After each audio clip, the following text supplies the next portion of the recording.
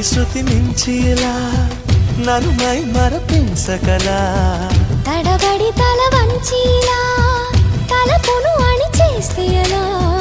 మరేం చెయ్యనే నీతో ఎలా వేగనే నన్ను దాటి వెళ్ళలేవు నిన్ను నువ్వు దాచలేవు ఏమి చెయ్యనయ్యో రామా